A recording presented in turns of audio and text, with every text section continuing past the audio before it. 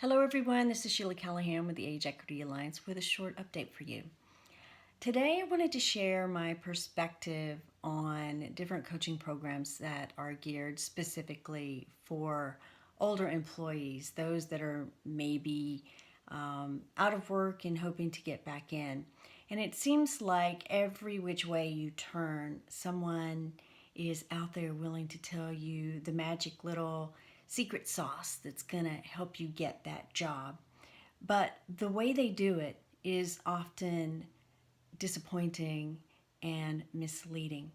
I listened to one video where a career coach literally claimed that the reason why older people are not getting jobs is because of the karmic payback for all the wrongdoing that they've committed against millennials. It was the most insane thing.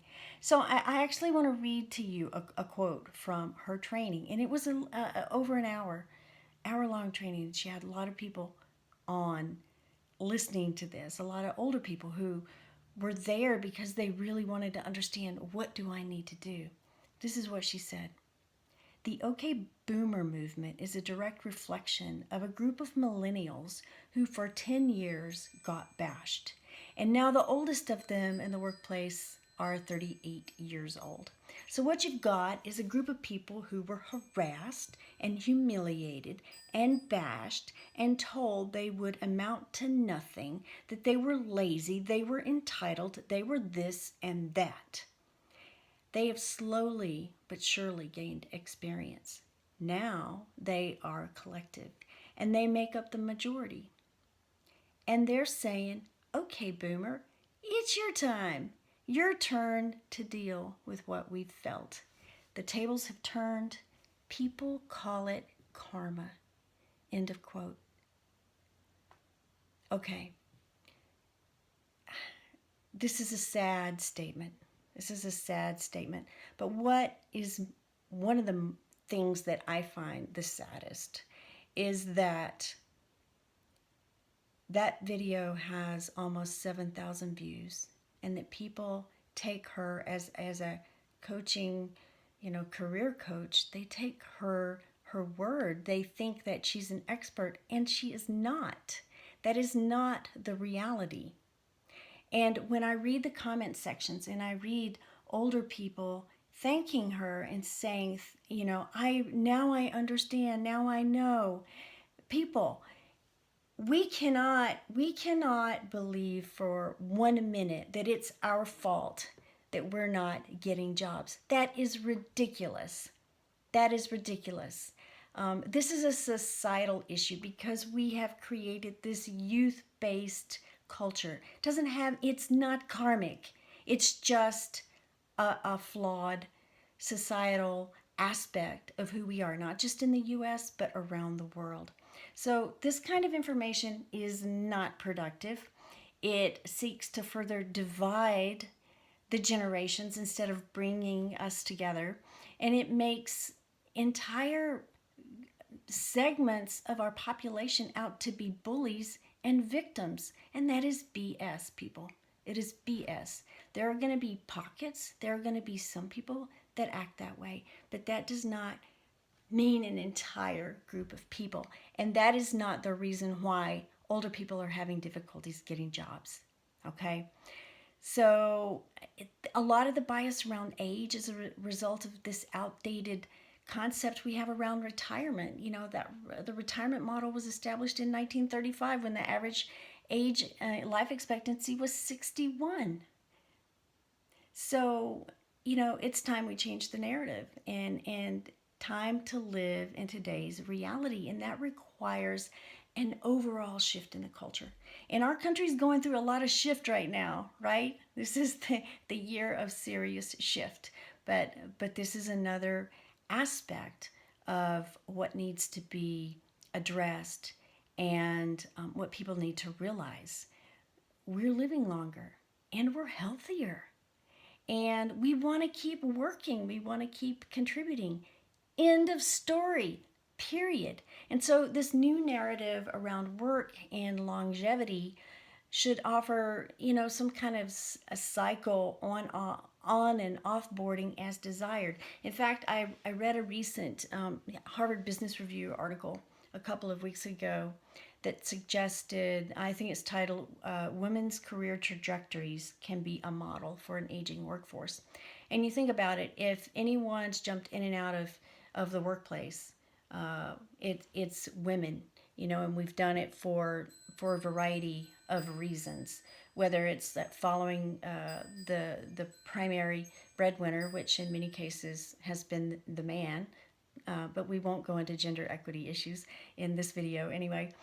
So whether it's the woman following the spouse around the country or the world, whatever the case may be, from job to job, or because the woman has chosen to stay home with her children, women are coming in and out of the workplace. Both of those examples have applied to me. And when I was in my 30s, I was able to get back into the workplace. But when I got to my 50s, I was not able to get back into the workplace. And so that's the kind of bias that we're living with, and what we have to address and what we have to change. But the one thing that I think about the Harvard Business Review article is that, it's the women's career trajectory could be a model for our workforce overall, not just an aging workforce, because all people want to have the opportunity to step away sometimes to do something, whether it's to take care of a parent, whether it's to go work on some social justice volunteer project, whether it's just to take some time off from, just burnout. All people of all ages would like to know that there is the flexibility within the workplace culture to step out and to step back in as needed. So anyway, and not only equitable but a flexible workplace. That wouldn't that be nice? I like that idea. So point is, there are career coaches and recruiters out there pointing the finger at you, and they're saying, you're not doing this, you're not doing it, it's all in your head, it's not ageism. And I'm telling you, that's BS. You know it, I know it. And so it doesn't matter how many courses you take, learning how to outmaneuver the ATS, or how to interview with someone half your age without intimidating them by your qualifications and experiences. It doesn't matter how many of those courses you take if there isn't opportunity in the workplace. You're never, ever. It's not going to make a difference. You're wasting your time, your money, your effort, your energy. It's not worth it. And that's why the Age Equity Alliance, we're focused on addressing this issue in the workplace, because that's where change has to happen first. We have to have the people that are in the workplace that are making these recruiting and these hiring decisions understand the oftentimes unconscious bias that's behind their thinking, behind the decisions that we make. And AEA is focused on age equity across the age spectrum, because we know we can't shift workplace culture without all ages being on board. So in our work, we seek to highlight age bias, myths, stereotypes that feed these exclusive workplace practices. Through education and training, that we've created, it helps diversity and inclusion practitioners and HR people understand how age can easily be interwoven into the strategies, the inclusive practices and training that they already have in place, which it's not right now, but it needs to be, right? It needs to be. So it's a long road ahead, but I know we can do it. It'll take everyone working together, and it also takes all of us refusing to buy in to the myths that we're at war with each other. We are not. It's simply that we have to shift the culture to the new now. And that takes all of us. And I thank you for being a part of this journey with us. Take care, and we'll see you next time.